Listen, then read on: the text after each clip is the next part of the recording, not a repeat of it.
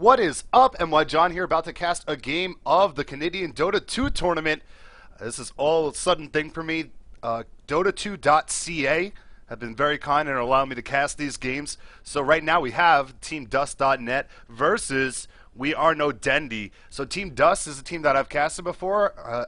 Dota Hero, very nice guy. He's the one that got me into this tournament. Shout out to him. And so I'm familiar with them. The other team, however, We Are No Dendy, I have never seen them before. It's a pretty cool acronym for WAND, and we're already into things, so let's just go ahead and take a look at what we have out on the table so far. It looks like we have Nyx Assassin banned out, as well as Undying from the Dire side. Pretty standard. In the Radiant side have taken out Batrider and Magnus, so nothing out of the ordinary quite yet. First pick was Bounty Hunter from the Dire, and then the response was Keeper of the Light plus Lone Druid. So some quality picks coming out early on in this draft, as you would expect from these teams. So no standoutish picks quite yet. We'll see if we make our way there eventually.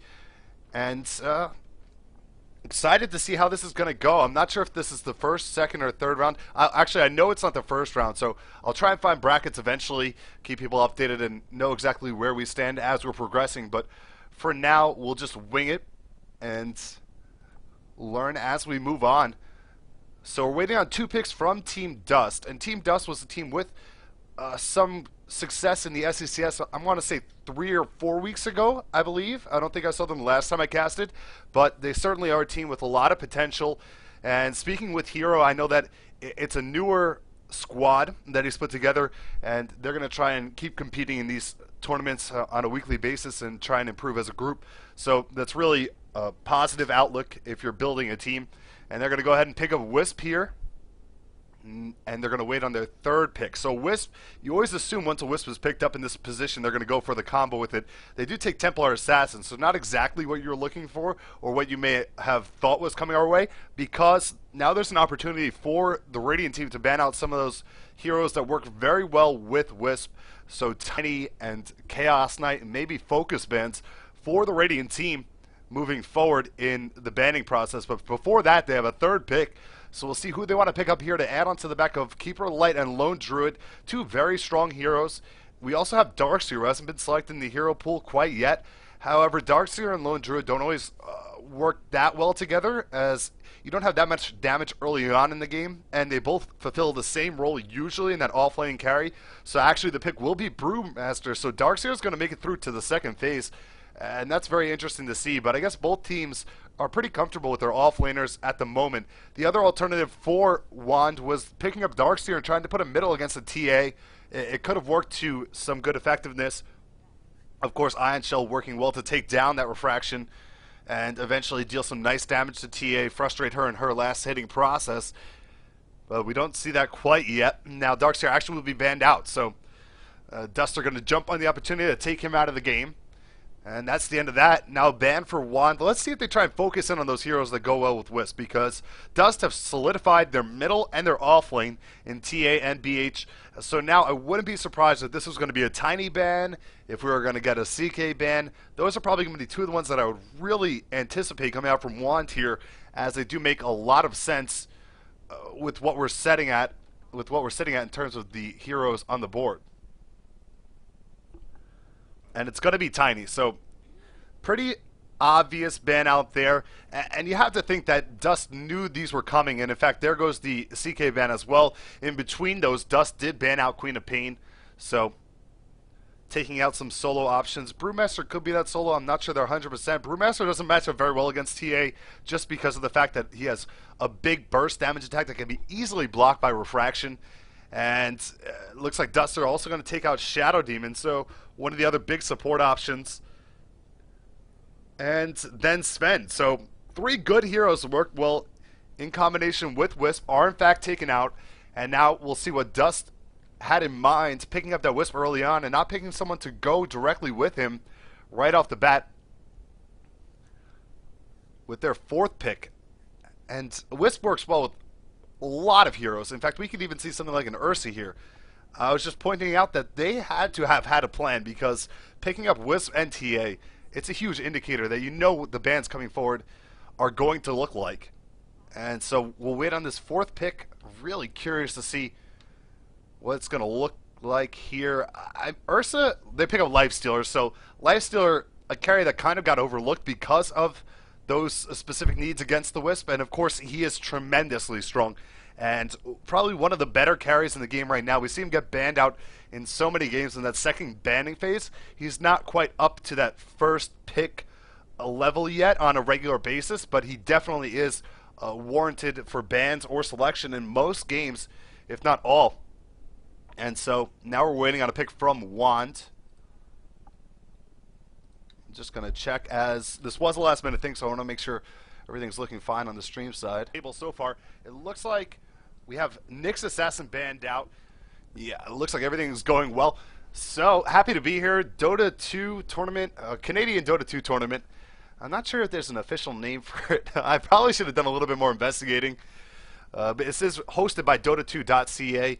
That's Dota 2 Canada, I believe. So we've got some minimal information, and we'll try and figure out more as we move forward, like I mentioned previously. So Juan sitting on this fourth pick. They're going into their extra time, have plenty of extra time as the draft has gone relatively quickly to this point. And Brewmaster, Lone Druid, Keeper, we don't see support Brewmaster, so they're going to actually pick up the second support. It's going to be Shadow Shaman. And Shadow Shaman with Lone Druid and Brewmaster, it provides a lot of CC, which is nice. Also gives you another pushing option, as Lone Druid, of course, apt at pushing. Quick response from Dust is going to be Rubik. Rubik, of course, a very useful support hero as well, and he's going to be that 4 role. He'll pick up some little bits of farm while Wisp does the full support duty. And actually, it looks like Wand are going to pick up Ursa. So Ursa works really well with Shadow Shaman. Of course, Ursa's main issue is getting a lockdown target to focus on and really wreak some havoc, and that won't be a big issue once you have Shadow Shaman in the mix with that Shackle, of course, and then Snares with Lone Druid, Chakra with Keeper of Light. It's a pretty well-structured team. My primary question is what Brewmaster's duty is going to be. If he goes in the middle lane, I'm slightly afraid that he doesn't match up quite so well against Templar Assassin. So that's going to be crucial. Brewmaster is a hero that doesn't need the most farm. As long as he gets his levels and gets that level 6, he can be very impactful. But nonetheless, it still could be troubling if TA is allowed to, fulfill her wildest imaginations and just run wild on that middle lane, getting all of the CS she would like. So that's my primary concern for the Radiant team. For the Dire team, they have a pretty formulaic structure, and it's something we see a lot in the game as it is right now. So I think they're pretty solid overall. However, if they're not able to keep these towers up, they can fall into a really bad place against Juan, since they do have a tremendous amount of pushing ability. And if Juan get map control, that Ursa can take down an early Roshan, and this game could be over quickly. So let's go over who's playing what for each team. Wand is our Radiant team. We have 007 playing the Ursa, Liquidity on Brewmaster. We have Natsuruki on Shadow Shaman, and Smiley Face on Keeper of the Light. That leaves Miso Suop on Lone Druid. And I want to apologize if I'm mispronouncing names. It happens pretty often, of course, when you're not familiar with all of the players. And let's check out our Dire team. Team Dust, we have Pimulets on Bounty Hunter. We have Hero on Rubik. Samak on Wisp.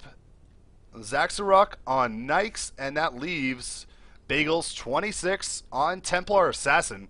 And top lane's going to be Tri vs. Tri. We actually see a little bit of a run in here. Ursa not that strong at level 1. Then again, Shadow Shaman does have Shackles, so he can still do a good amount of damage. And in fact, Lifestealer is going to get shackled up here, take some hits. But Ursa's dropping pretty quickly as well. And Lifestealer is just going to go ahead and try and go for the first blood. Who's going to get it here? It actually goes to the Dire team as Ursa's taken down by Wisp. But the immediate response, as they are able to finish off Lifestealer. And now Shadow Shaman and Keeper of Light are just trying to retreat, make it out of here alive. But the nice tether on Wisp is enough to stun Shadow Shaman, and they're going to get a second kill. And Hero's not done yet as they're pursuing on to Keeper of the Light. In fact, Zaxarok comes back into the mix on Nyx, but it looks like Coddle will make it out with his life for the moment. Big plays there from the Dire team. They end up trading a hard carry for a hard carry, but the first blood bonus makes it more worthwhile for the Dire team, and they end up picking a second hero off the back end of it, and that's the level 1 power of Wisp. We saw that Tether get a couple of big stuns off there, and it looks like they're actually going to do some roaming. They're going to try and force Keeper Light off, and they will do so successfully. Ursa's actually going to look for some more danger as he's running in here. They need to be careful. Wisp level 2, he's going to go ahead and spam off those orbs, and they're going to deal a decent amount of damage. And now they're actually going to throw a telekinesis on top of the Ursa. Nyx comes back in. They're going to try and kill him off here. Shackles on top of Wisp. They're going to get Wisp first. Wisp goes down, but will Ursa make it out alive? No, he's going to go down as well. Lifestealer isn't done yet. He jumps on top of Shadow Shaman. He doesn't have open wound for 12 more seconds. Keeper Light's going to retreat back towards the rune, and Hero will deal enough damage to scare him off. He's not going to come back. Or at least I don't think he will, as he actually looks uphill. Templar Assassin rotates in for the middle lane. One more auto attack may have been enough, but Templar Assassin, with only level 1 on the Sonic Blades, cannot get him range to finish the Coddle off. In fact, action on the top lane again. Zaxxerot gets sheeped off. He drops pretty low, but the movement speed from the Tether is enough to get him away. And we have crazy action in this tri-lane. And now we see Keeper Light is getting into a position to start spamming off some of those Illuminates. Lifesteal is already pretty low on health. He doesn't have Rage yet, as he's only level 2. He's about to level 3.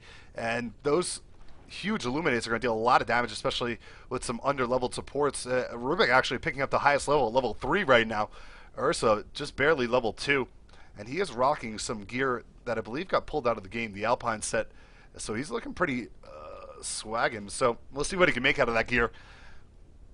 And it's just been non-stop chaos in this action. In fact, let's bring up our lessons and eyes to see how the game is going elsewhere. Middle lane, it looks like TA is having her way with it. 12-1 against 7 for 3 on Brewmaster. That is entirely what you would expect, if not a little bit less so or more so in favor of the TA, because of that huge benefit from refraction damage, as well as the real threat of no damage coming out from Brew yet at this stage of the game. Bottom lane, Lone Druid is sitting at 13 for 1 against Bounty Hunter at 9 for 0. So fairly even down here. Lone Druid getting the advantage. That's pretty much as you would expect as well. But as long as Bounty Hunter is getting the experience and picking up the levels, it's going to be an asset for the Dire team.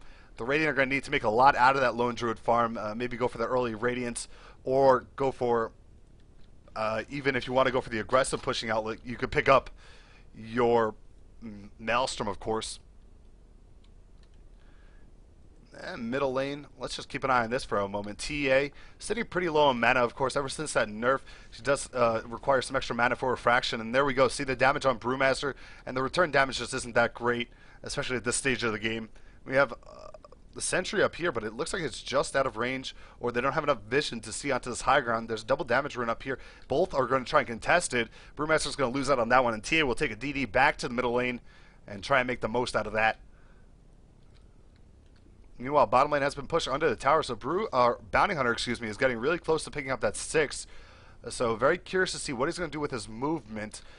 And one of their primary concerns has to be the fact that as we're engaging under the tower, a lot of damage on Pimulets from Lone Druid, but it's not enough to kill him as invisibility was available. So Misu Suop going to apply that extra pressure. Meanwhile, in the top lane, the tri-lanes are contesting the rune, or the pull rather. Shadow Shaman's going to try and retreat here. He gets hit by the open wounds and the rage. It's almost enough to take him down, but he gets sheeped off at the very end. And Hero wants to let the last hit go, but Wisp is actually going to take it before he drops. And now Zaxxerot turns around onto Ursa, but he's dropping very low, and he has a couple marks from that Ursa. But Telekinesis flies him up into the air, and who's going to win out? It looks like Ursa's going to take him down before he drops. Ends up being a clean 2-for-2 exchange, but Coddle's going to have another blast in 2 more seconds. Can he finish off Hero here? And Smiley Face lets loose the blast. It's enough to kill him if it hits.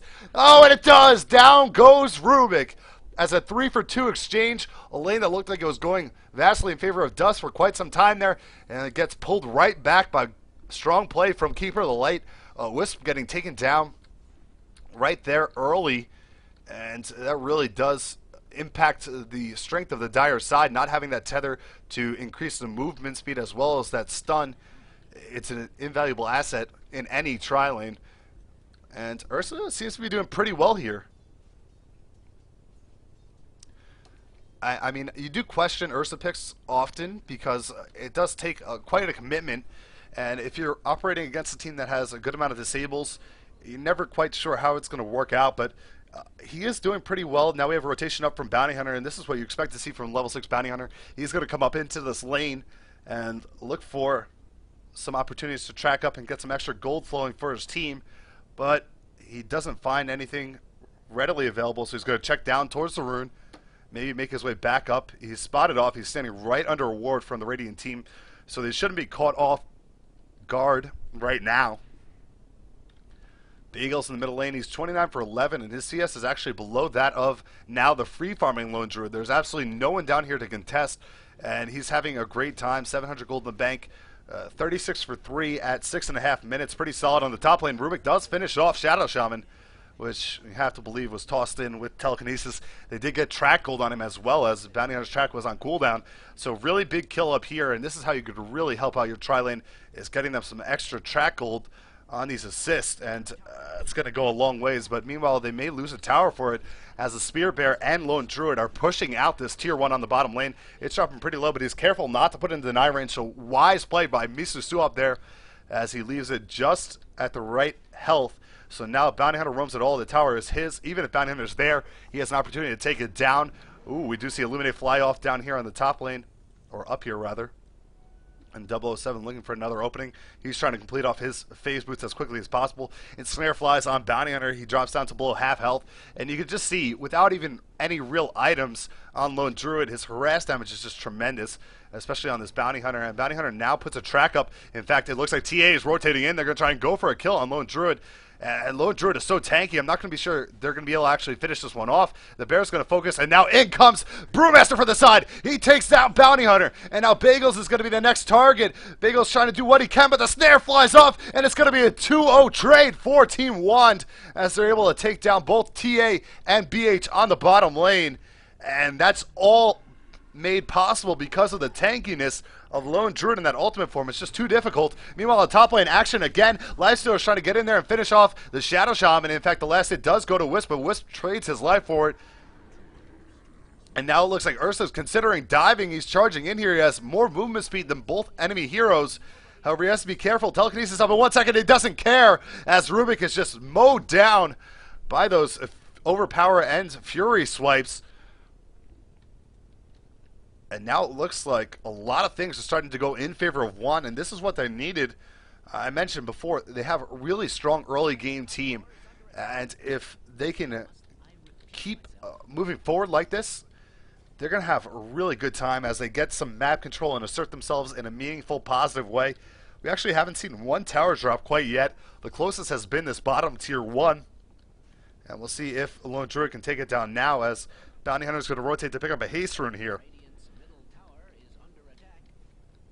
And Bounty Hunter only 1 assist in 9 minutes in, so he had the opportunity to get his levels up early on, and you feel like he's not going to catch up to anyone in terms of CS. Bounty Hunter doesn't have the best farming mechanics, so he's going to have to try and make more kills available for his team, and that may mean sacrificing this bottom tower.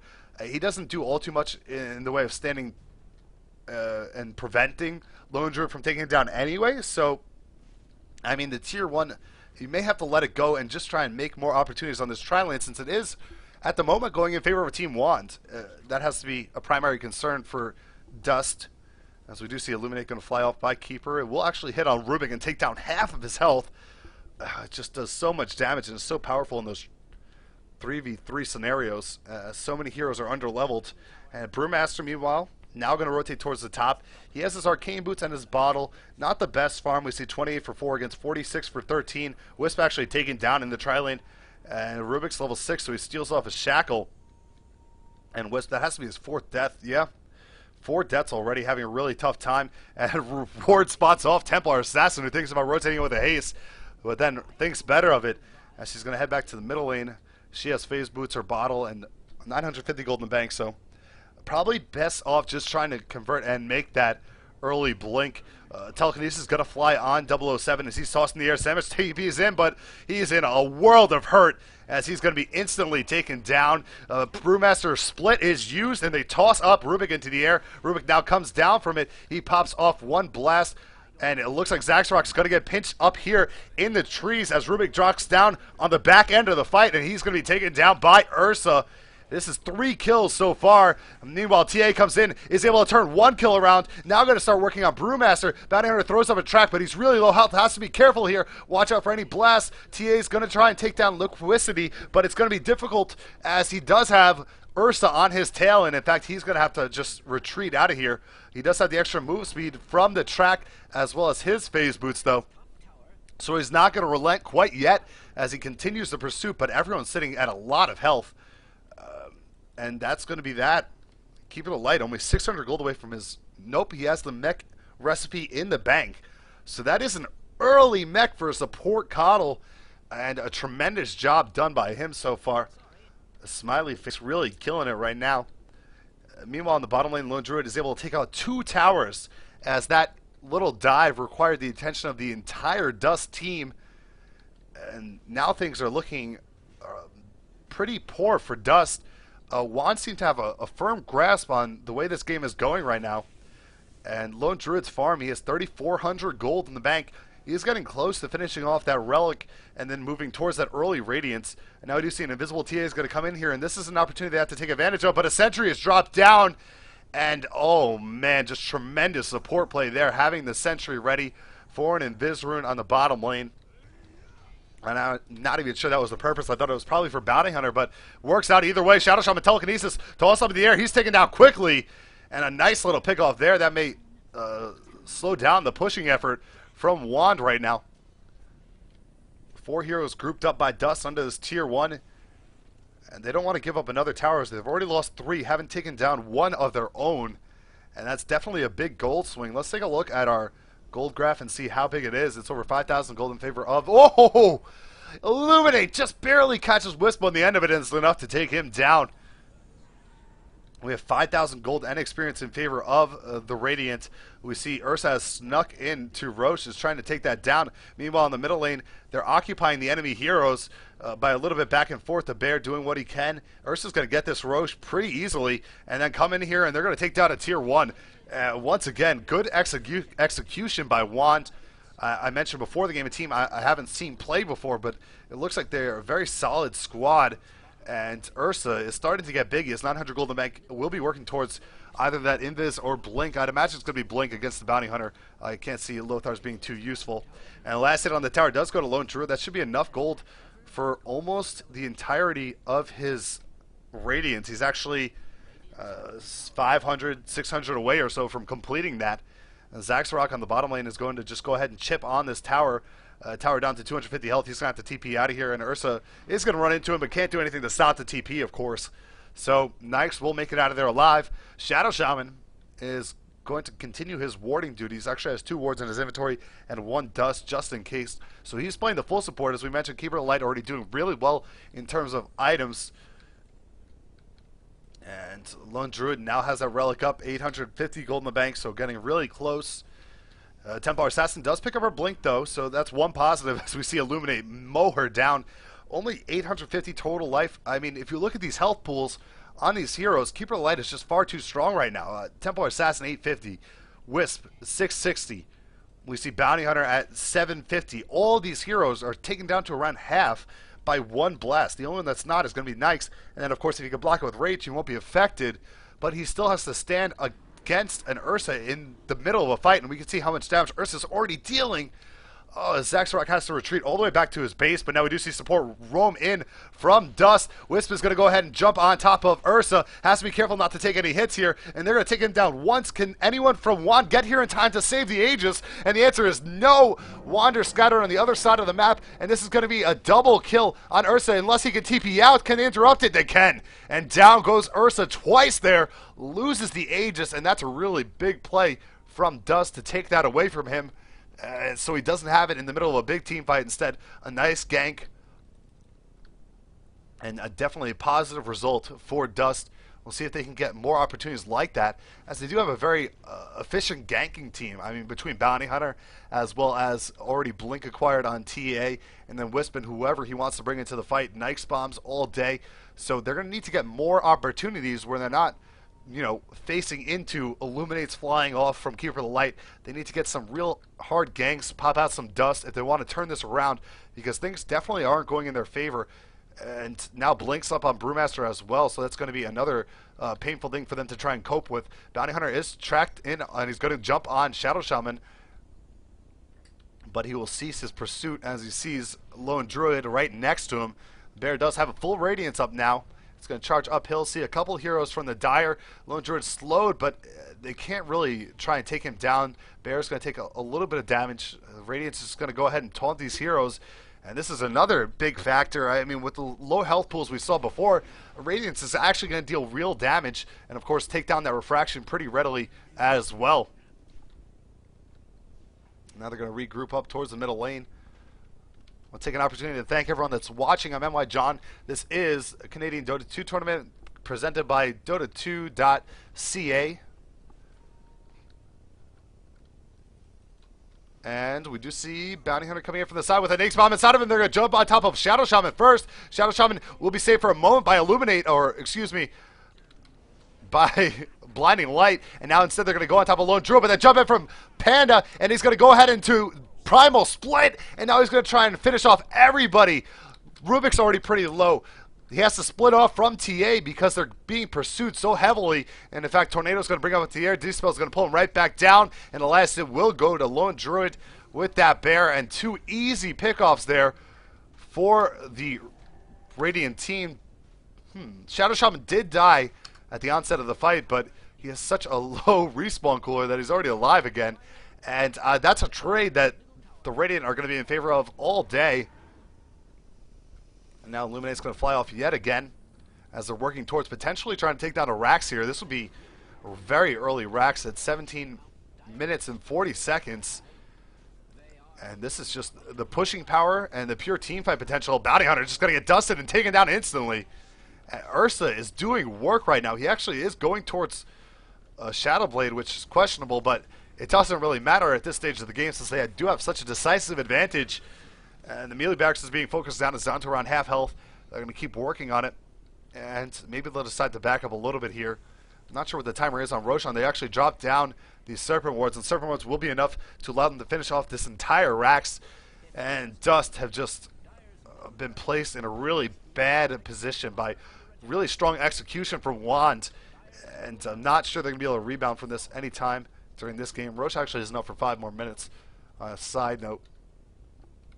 And even Keeper of the Light has more farm than, I mean, we can check out the net worth, and I'm sure that will indicate that to us as well. Keeper of the Light has more farm than Bounty Hunter. Of course, more farm than both of the supports on the other team. We see Nikes and Lanaya doing a decent job of keeping up in terms of their net worth, but it just pales in comparison to that free farm Lone Druid who just was allowed to do whatever he wanted, now has a gem up as well on that bottom lane, and is 3,000 gold in his inventory, or in his bank as well. And that can easily go towards an Assault Cuirass, which would help them push that more readily. I mean, I'm not sure there's any coming back from this. Brewmaster has an ult in 25 seconds. They're going to try and push through this tier 2 up here. And Dust have to try and take a stand. They don't really have any alternatives. No one's getting enough CS elsewhere. There's no real strong split pushing option. They have to try and fight. And Bounty Hunter's just had a really tough time getting in there, especially now against the gem. So, we'll see what they can make of this. From the side, we have an invisible Ursa coming in. There's no vision, as Trax didn't fly quite yet. Ursa is about to run out of invisibility. He's going to jump in here. Panda comes in with a primal split in the middle of the fight. They're going to go ahead and put the stun on top of Wisp. Wisp is going to be the first focus, and she should drop pretty quickly. Rubik tossed in the air with the tornado, and it's a very scattered fight. Really awkward. Dust is actually surviving. But it looks like Hero won't be that fortunate. He does let an Illuminate fly, does whatever damage he can, but he does drop down, steals off the Serpent Wards, tosses them in the middle of the fight, but that will be, for all intents and purposes, just some extra farm for the Radiant team, as they're not afraid to stand and just kill them. And now it looks like the Radiant are set to continue their push through the top lane. They don't have Primal Split, but they still have a huge advantage in terms of farm. Let's check out this graph. 14,000 gold advantage, as well as over 10,000 in experience. And Wand is just really impressing right now, as we do see Ursa charge in. 007, not afraid of anything. He's actually going to drop as a result of that no fear. They toss up Lone Druid into the air. I'm not sure they can kill him even if they can get everyone to focus on him. He's just too tanky. 1,700 health, and Brewmaster's able to finish off Lifestealer already. Hero's out in the middle of the fight, drops down another set of Serpent Wards, but he'll die again. TA is going to try and make her way out of here, but with the Radiance Burn on her, she can't TP. In fact, she'll drop pretty low. The jump forward by Brew. He uses the slam, and do they have enough to finish her? One more hit will do their job, and down she goes to Lone Druid. Zaxxerot comes in. He jumps on top of Liquidity. And now Hero, once again, is going to die for the third time in 2 minutes. I mean, the supports can't really do much about this right now. And a really good result from Want. A strong effort.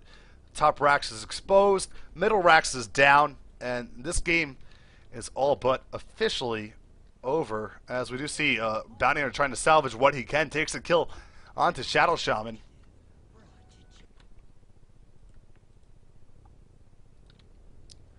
And now it looks like they're going to back up towards their base and just chill a little bit. I mean, we see Roche will be back up in another minute. That could be the defining battle.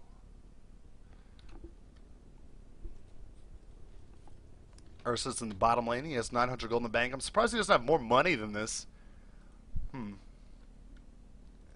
Let's check out his net worth. It's at 7,400, so it's actually about right. It just seems like he's dealing so much damage in the middle of fights that he would have more gold. But that is not the case. All the gold is actually on Lone Druid, as he does have an Assault Curious now finished. And he's marching towards the enemy base, and they can just 5-man this bottom lane push. It should be pretty straightforward for them. Dust are going to need a miracle here. And in fact, they're actually going to go for the Roshan first. As we're on Ursa Cam.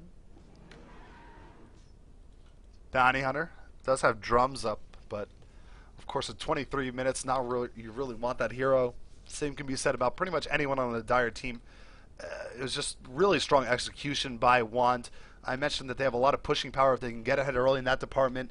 If Lone Druid was left alone, which he was on the bottom lane, and it's hard to cope with him, especially as a Bounty Hunter. I mean, Bounty Hunter doesn't pose too much of an individual threat against that hero in terms of kill potential, but you have to do some more.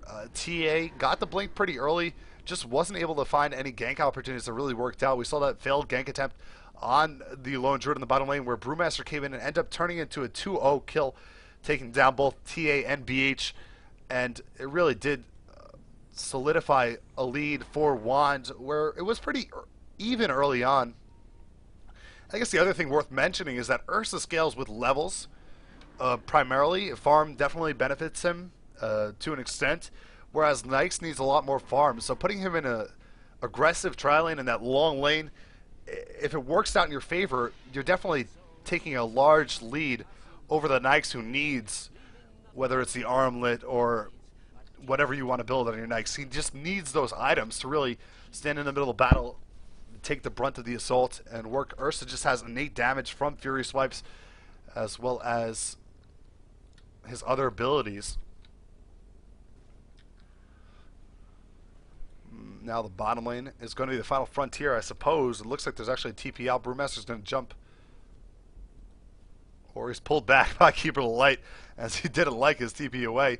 So, nice attempt there, but sabotage. Ursa's actually going to rotate towards the top lane and thwart that push. I guess they want to keep their tier 1s intact for whatever reason. Aegis on Ursa once again, as you would expect.